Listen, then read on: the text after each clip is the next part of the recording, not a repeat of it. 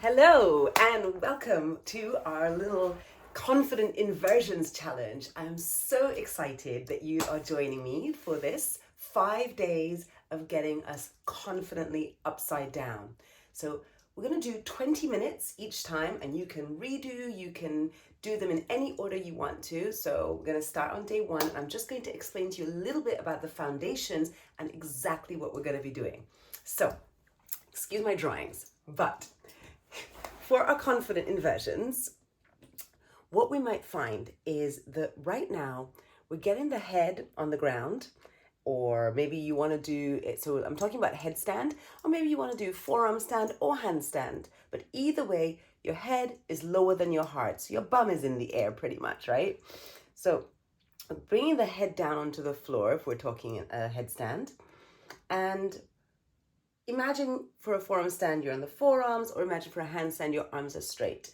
Either way, probably your spine is rounded and your booty right here is a little lower down. What does that mean? That means that gravity is pulling down on the heaviest part of your body, which will be your hips and bum. So right now, gravity has lots to play with, and it's pulling you down this way. Eventually, we want to stack hips over shoulders so that gravity is pulling you down still, but instead it's pulling you down with aligning you hips over shoulders. Then the legs can start to move up. So also, as you're trying to walk forward to get your bum a little bit more over your shoulders, your legs are trying to walk forward, but if the knees are bent, this is obviously going to drop your hips down. So we want to ideally try to straighten the legs until you're ready to bring your knees in before you go up for liftoff. So the main things that we need to do from a physical aspect, hip flexors, we need to contract because they got to squeeze inwards. They're also going to need to extend. Two things. So we need to prepare the hip flexors to draw in and also to extend the legs out behind you, because when this leg here starts to go up, let's draw that, and it starts to go up, then you're in an extension, if you can see that there, right? And then this one obviously will no longer be on the floor and be coming up too. So hip flexors have got to contract and extend. Hamstrings need to lengthen. And shoulders need to be on, because we need to be pressing away with the shoulders downwards, the arms and shoulders engaged, in order to protect your neck. So shoulders need to be strengthened, but also, really important, they need to flex. So they need to come into flexion. Now that might sound a little weird, but in anatomical terms, when your arms are up above here, we're going into flexion. And when you go back, you go into extension. So we need the arms to come up right up by your ears at least, so that you're able to go into extension, into flexion. Now, when I bring my arms up, my shoulders, my chest starts to flare out, I'm going to start to go into a back bend, and that's then going to start to take weight into my neck, which is not a great place to be. So we're going to work on shoulder flexion as well. And then in the end, what we want to get to is here, okay? We want to get to a place where you've got gravity is working to keep you aligned, hips over shoulders, the bum is squeezing in, as you can see, and the legs are squeezing together. Once this part is all nice and strong, actually, your legs can do anything you want. You can go into the splits, you can go into diamond shapes, you can go into eagle legs. You'll be ready for confident inversions. Now I've drawn a second little person upside down here because different holds in headstand. So this one is showing the basket hold, where your arms are like this by your head, or tripod, yeah? And tripod for me is probably one of the most effective ones to learn so that your body gets the muscle memory of going upside down, because you create the triangle, the tripod. So hand, hand, head. Your triangle is the most solid construction in structural engineering. Yeah, if I were an architect building a building, I want, I know that if I do a triangle as my base, it's going to be much more solid than if I don't.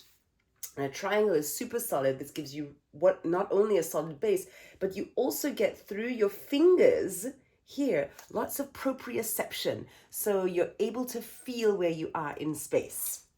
Now, in order to do all of that, we are obviously going to be working on some physical stuff, but very importantly, we need to get working with the brain. Now, the brain controls everything in the body, right? We all know that. Super simple.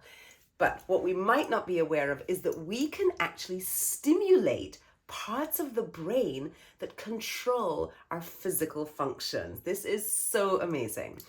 Now, the brain receives information from the front to the back, and you have kind of in the middly part here what's called the sensory cortex, and then at the front is the motor cortex. The sensory cortex is going to take in the information first, and I want to stimulate that in order to switch on the brain.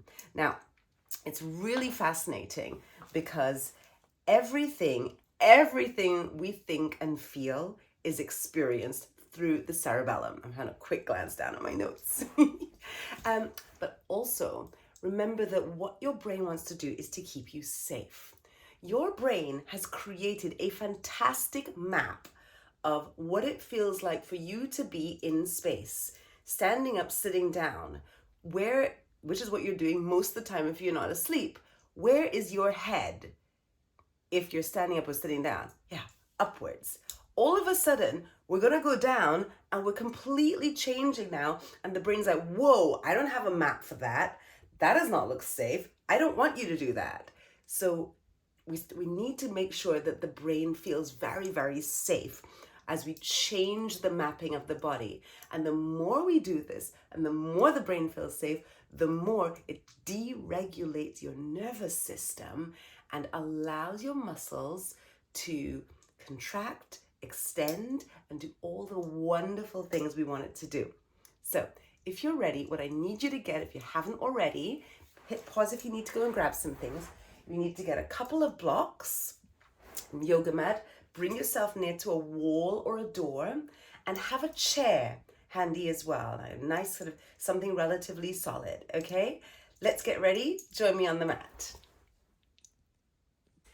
Okay, so I'm not going to spend a huge amount of time going through wrist strengthening drills, all that kind of stuff. You can actually find lots of wrist strengthening drills on my YouTube channel. So go ahead and check it out. It's just youtube.com/yoga with Zaz, and you'll find a whole library in there, including a lot of wrist strengthening exercises.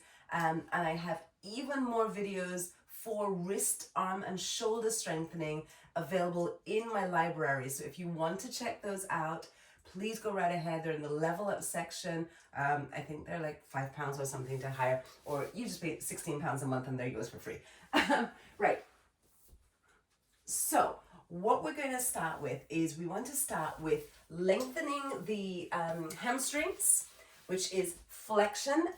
And because we're working on flexion, we're also going to therefore work on shoulder flexion at the same time, right? So we're working on flexion, and we're going to stimulate parts of the brain and parts of the brain stem for flexion. Okay, now let's start by just rubbing the hands together.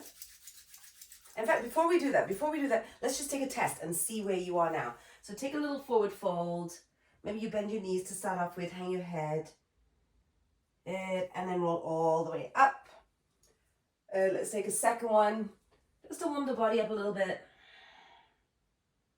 And come back up. And one more time. And right here, I'm going to ask you to notice, how does this forward fold feel for you? And I don't know what time of day you're doing this, so maybe you've been very busy, maybe you've just gotten out of bed. So as you forward fold, noticing how you feel, and if it's really easy, for you to forward fold here. You could even challenge yourself by standing up on a block. Yeah, seeing how it feels to rest your hands flat on the floor, maybe a pile of blocks, maybe you stack them. Yeah. Thinking, okay, yeah, this is a little challenging now. Tuck your chin. All right. And then similarly, we're going to raise the arms up overhead. And then draw the rib cage and the belly button together. And then noticing, okay, where do my arms feel? Okay, this is kind of where it stops. This is as far as I can take my flexion. You know, for some of us, maybe it's here. For some of us, it's all the way back. Yeah, but try to avoid coming into a big kind of back bendy shape. Okay, so from here, let's start to warm up. We're going to rub the hands together like you're in the shower, washing your hands. And getting right into the fingertips. This is really important. The brain takes in a lot of information through your hands. So again, that's why I tried to teach headstand using that tripod. So you have your fingers on the floor.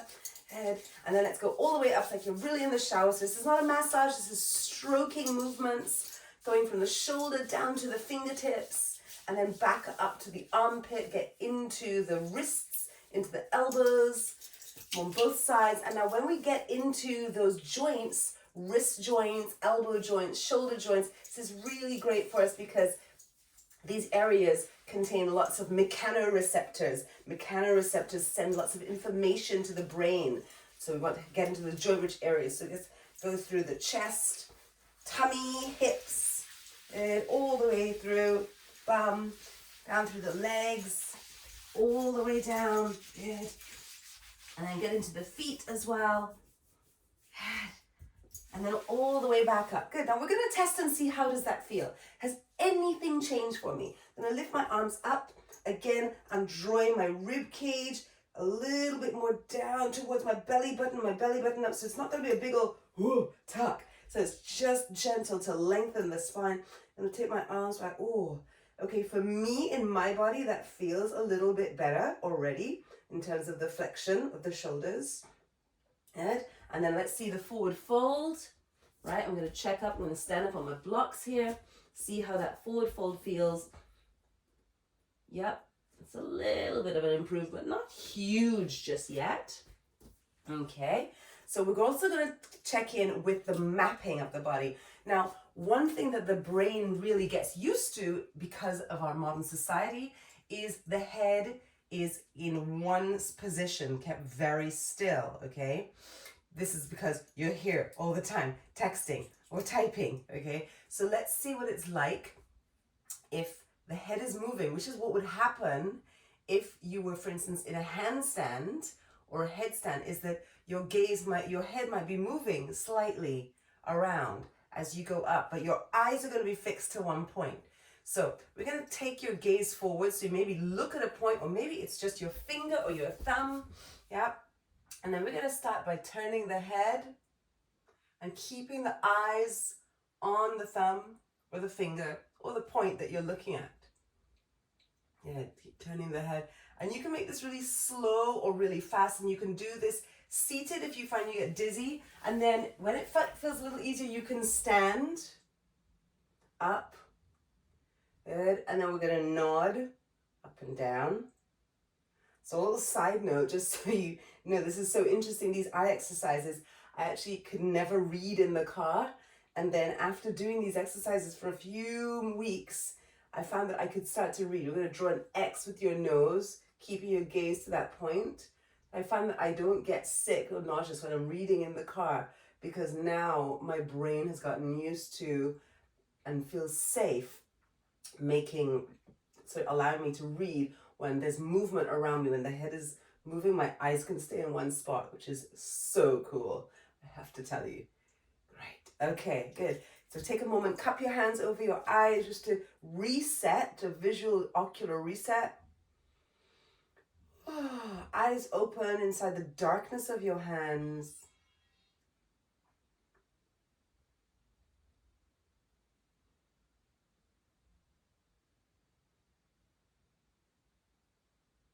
Great. Good. And then we're going to take another little thing that's going to help out with the posterior, the back body, the posterior flexibility, which targets part of your brain stem with a little bit of oxygen retention. So what we're going to do is inhale, oxygen starvation. So we're going to exhale all the way out, and then we're going to take as many fast, deep squats as you possibly can. When you feel that you are like, oh, I can't breathe, you can stop, okay? So take a big inhale, big exhale, hold the breath, and squat.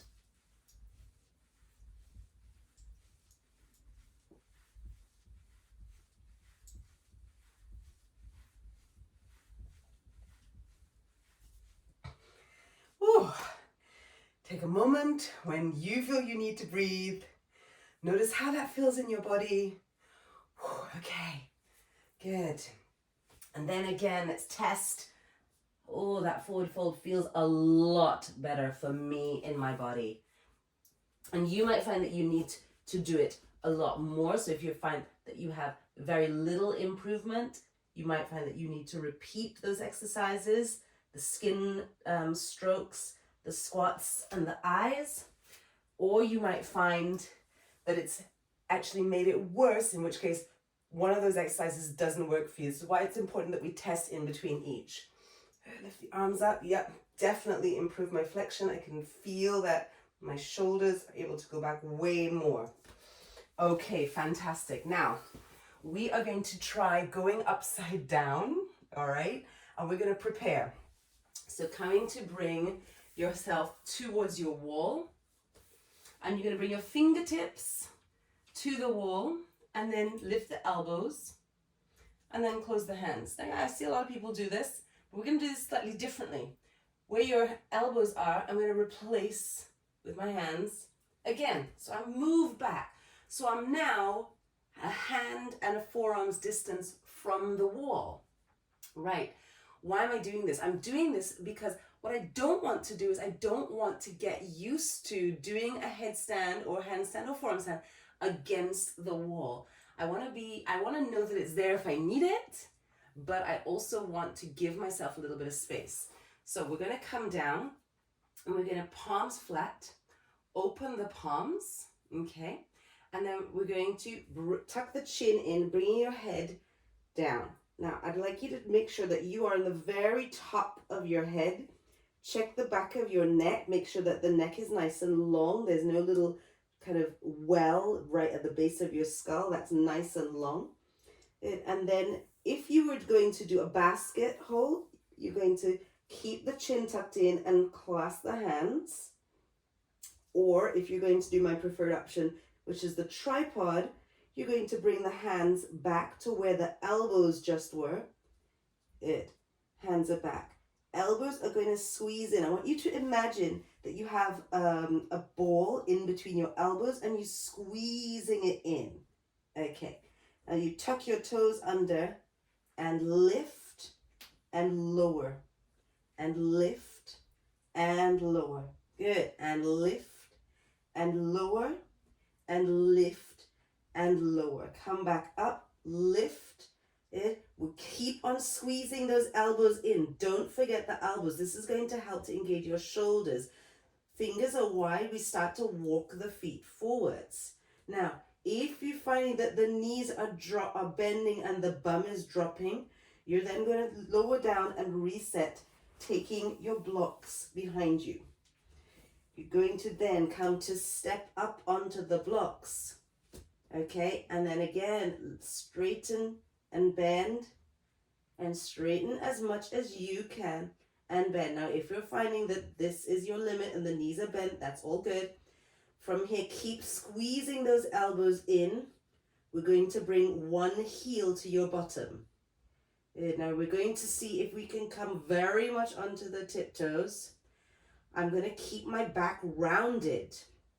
So I'm imagining that I'm pressing my back against the wall. And then from here, I'm lifting my knee up. And then lowering it down. And then lifting it up and lowering down. Good. Gonna bring my knee a little closer and rest the knee onto my upper arm. Now, the higher up my arm I can go, the better. Okay, so let's imagine that maybe my limit is here. I'm going to bring both knees on. Heels come to my bum and lower down. Heels come to my bum and lower down. Maybe one at a time. Yeah. Now, if you're ready, maybe you start to slowly reach one leg up. You can bend the top knee knowing that the wall is behind you. Okay. Or you can keep the legs straight.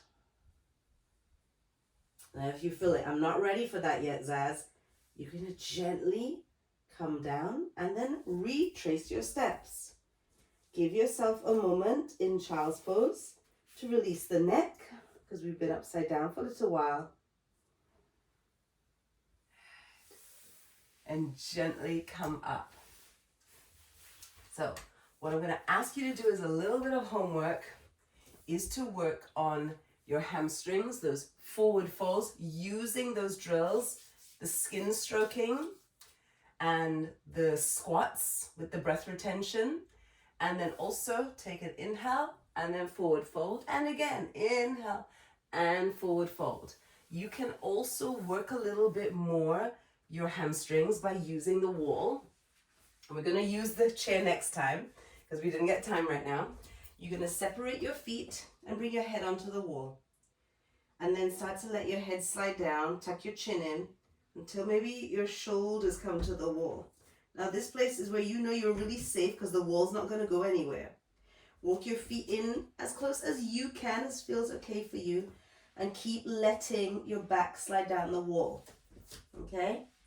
This is going to help lengthen the hammies.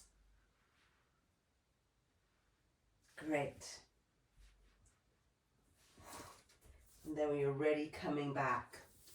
Okay, my loves, I am going to be sending out the next video. You will have the next video tomorrow. And if you're watching this much later, the next video is going to be available to you. So you can either jump straight into it or give it a day.